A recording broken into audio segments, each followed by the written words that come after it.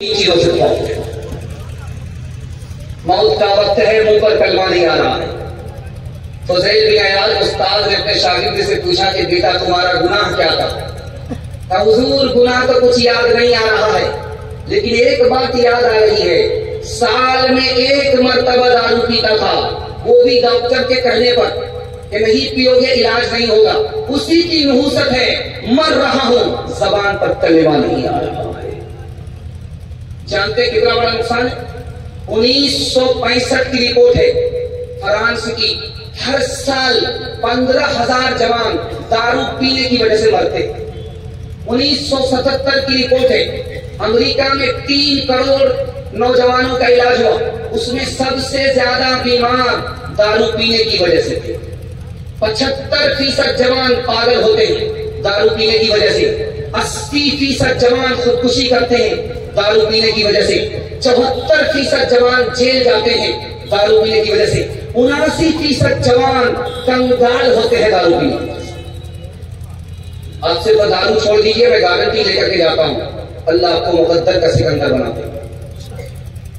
दूसरी चीज मैं आपकी खिदमत में लेकर के आ रहा हूं, इसको बहुत ध्यान सुनिएगा। 25% औरत सिर्फ आवारा हुई है किसकी वजह से? फिल्म देखने की वजह से। 54% औरत आवारा की मजलिस में घूम रही है फिल्म की वजह से। 49% जवान हथियार रखते हैं फिल्म देखने की वजह से, और 28% जवान चोरी चमारी करते हैं फिल्म देखने की वजह से। 21% जवान इतने माहिर हैं कि पुलिस और कानून तक को चकवा देते थे फिल्म देखने की वजह से। 1996 की रिपोर्ट है, मोहम्मद यूनुस नाम का आदमी अपनी बेटी की आबरू लूट लिया। उसकी बीवी ने इंटरव्यू दिया कि इसने अपनी बेटी ही के आबरू पर हाथ डाला, इसकी वजह यह थी कि यह गंदी फिल्म देखता था, इसके ऊपर खबासत सवार हो गई, ये शैतान बन गया, अपनी बेटी ही के आबरू लूट। और जानते हैं 2000 की तादाद में साल में जवान खुदकुशी करते हैं जुआ हारने की वजह से।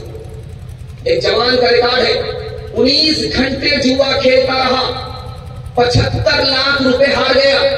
जब घर वापिस होने लगा तो उसका कदम नहीं उठ रहा था, मारे हसरत के रिवाल्वर निकाली और गोली ठोक करके न घर का रहा न घाट का रहा, जान से भी गया, जहान से भी गया। एक बात याद रखिए, जिसका बच्चा बहुत काला होता है उसकी मां 72 मरतबा साबुन लगाती है। वो साबुन तो काला हो जाता है लेकिन वो कालिया गोरा नहीं होता। लेकिन वो मां मोहब्बत का इतना बड़ा सरचश्मा है, उस काले बेटे को भी वो अपना चांद समझती। बेटा बड़ा बदसूरत था, काला कलौटा था। मां ने कहा कि बेटा तुमको दुनिया इज्जत नहीं देगी, एक काम कर लो, दुनिया सर पर उठाए। तो मां ने कहा कि बेटे ने कहा मां जल्दी बताओ। बेटा रात दिन एक करके इल्म हासिल करो, अगर तुम्हारे पास इल्म होगा तो लोग तुम्हारी जूतियां उठाएंगे, तुमको धरती पर उठाएंगे, सर पर बिठाएंगे। बेटा अगर किसी के पास इल्म हो, अल्लाह उसके ऐब को हुनर में तब्दील कर देता है, उसकी जिल्लत को इज्जत से बदल देता है। और जानते हैं हमारा हाल क्या है? पूरी दुनिया में 150 करोड़ लोग जाहिल हैं, और सबसे बड़ा जाहिल मुल्क कौन है? अक़वाम मुत्तहिदा की रिपोर्ट है 1996 की, सबसे बड़ा जाहिल मुल्क हिंदुस्तान है। 40% यहाँ के जवान जाहिल हैं। और मुसलमानों का हाल देखिए, 72% औरत जाहिल है मुसलमानों में, और 62% मर्द जाहिल है मुसलमानों में। मुसलमानों के सिर्फ 4 बच्चे स्कूल में आते हैं, 96 गोल। मुसलमानों के सिर्फ 3 बच्चे मदरसे में आते हैं, 97 गोल। जब इल्म ही नहीं होगा, हुनर ही नहीं होगा, तो छछुंदर के बराबर ही हो सकता है, चमेली के तेल लगाने की कोई जरूरत नहीं। एक बात याद रखिए, काम की सुना रहा, मुकेश अंबानी का नाम आपने सुना, उसने इंटरव्यू दिया। लोग ये गलत करते हैं कि प्रोफेसर बनने से आदमी करोड़पति बनता है, गलत बोलते। प्रोफेसर बनने से और डॉक्टर बनने से, इंजीनियर बनने से पैसा वाला होता है, गलत बोलते। मेरी कंपनी में 30,000 डॉक्टर है, 30,000 इंजीनियर है, लेकिन कंपनी का मालिक अंबानी कहता है कि मैं खुद डॉक्टर नहीं हूं, इंजीनियर नहीं हो, जानते हैं मालदार कैसे होता है? जिसने वक्त को बचा लिया, वक्त की कदर कर ली, उससे बड़ा मुकद्दर का सिकंदर कोई हो नहीं। बादशाह का दरबार है, एक जवान सुई लेकर के आया, गाड़ देता है, धागा लेकर के निशाना मार रहा है, धागा लेकर के निशाना मार रहा है। जैसे ही निशाना मारा, सुई के नाके से धागा पास हो, इधर से ताली बजी, उधर से ताली बजी, इधर से ताली बजी, उधर से ताली बजी। जवान बड़ा खुश हुआ कि आज इनाम बहुत ज्यादा मिलेगा। बादशाह ने कहा 10 रुपया इनाम दो, 10 जूते मारो। अब लोगों के कान खड़े हुए कि भाई इसको जूता क्यों पड़ रहा है? तो बादशाह ने खुलासा किया, इस नालायक ने फजूल काम में अपनी जवानी को बर्बाद किया, अपने वक्त को बर्बाद किया। अगर ये पढ़ाई लिखाई में वक्त लगाता, पढ़ाई लिखाई में अपनी जवानी को लगाता तो कहां से कहां पहुंच जाता। भिखारी का भिखारी ही रह गया। अगर पढ़ लिख लेता तो भीख देने वाला होता, कौम के बोझ को उठाने वाला होता, कौम के लिए बोझ नहीं बनता। गिलासों में जो डूबे फिर न उभरे जिंदगानी में, हजारों बह गए इन बोतलों के बंद पानी में। न कर बर्बाद अपनी जिंदगी बोतल के दीवाने, उठाएगा बुढ़ापे में जो होता है जवानी में। ये दारू का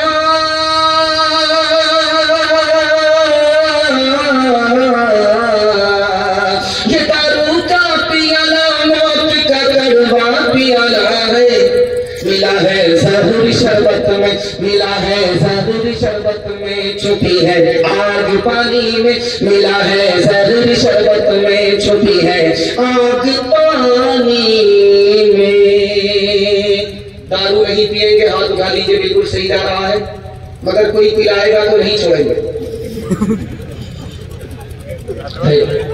औरतों के हवाले से आखिरी पैगाम तक मैं आपको लेकर के आ गया, और जैसा चू करतू रहा, मैं आखिर में कबूलियत की घड़ी में आपके लिए दुआ देता हूँ।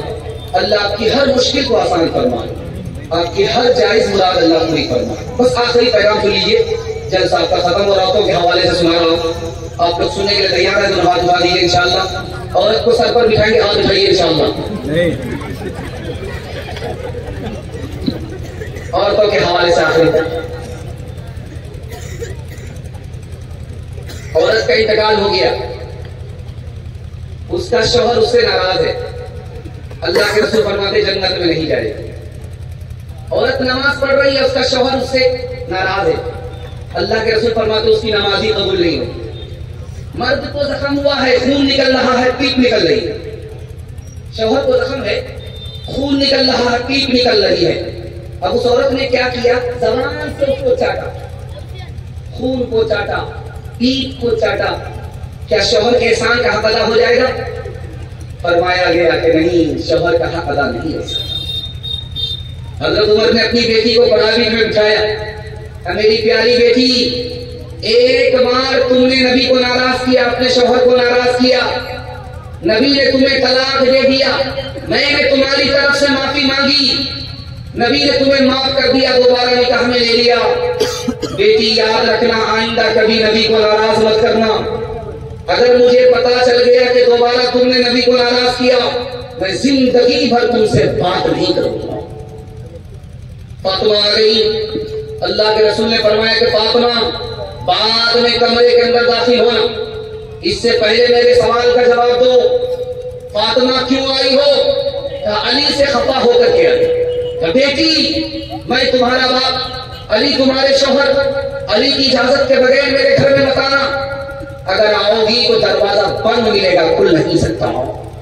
बेटी, मैं तुम्हारा बाप हूं, अली तुम्हारे शौहर हैं, अली को नाराज मत करना, नाराज हो जाए माफी मांग लेना। अगर तुमने नाराज किया, अली ने माफ नहीं किया, तुम्हारा इंतकाल हो गया, बेटी मैं जिंदा रहा, मैं तुम्हारी नमाज जनाजा पढ़ूंगा भी नहीं पढ़ूंगा। रुखसती का मौका होता, बड़ा अजीब मंजर होता है, वो कलेजा मुंह को आ जाता है। दादी अलग रोती है, नानी अलग रोती है, बाप अलग रोता है, माँ अलग रोती है, क़यामत बर्पा हो जाता। बेटी को प्राइवेट में माने बुलाया, और बेटी ससुराल जा रही हो, शौहर को डांटना नहीं, शौहर पर गुस्सा दिखाना नहीं, वरना मोहब्बत कम और खत्म हो जाए। बेटी शौहर से दूर दूर मत रहना, वरना वो तुमको भूल जाएगा। बेटी शौहर के साथ बराबर घर से बाहर मत निकलना, वरना उसको तुमसे दुश्मनी हो जाएगी। बेटी ससुराल को जा रही हो, शौहर की नाक की हिफाजत करना, आंख की हिफाजत करना और कान की हिफाजत करना। तो बेटी ने कहा कि अम्मा वो कैसे? कहा कि तुम्हारे गुनाह की बदबू तुम्हारे शौहर की नाक में ना पहुंचे, नाक की हिफाजत है। बेटी तुम्हारी गलत बात तुम्हारे शौहर के कान में ना पहुंचे, ये कान की हिफाजत है। बेटी अटीचर फटीचर मत रहना, जब शौहर घर में रहे साफ सुथरे कपड़े पहन करके रहना, आंख में सुरमा लगा करके रहना, वजू करके रहना, ताकि जब शौहर तुमको अपनी आंख से देखे उसकी आंख भी ठंडी हो जाए, उसका दिल भी खुश हो जाए।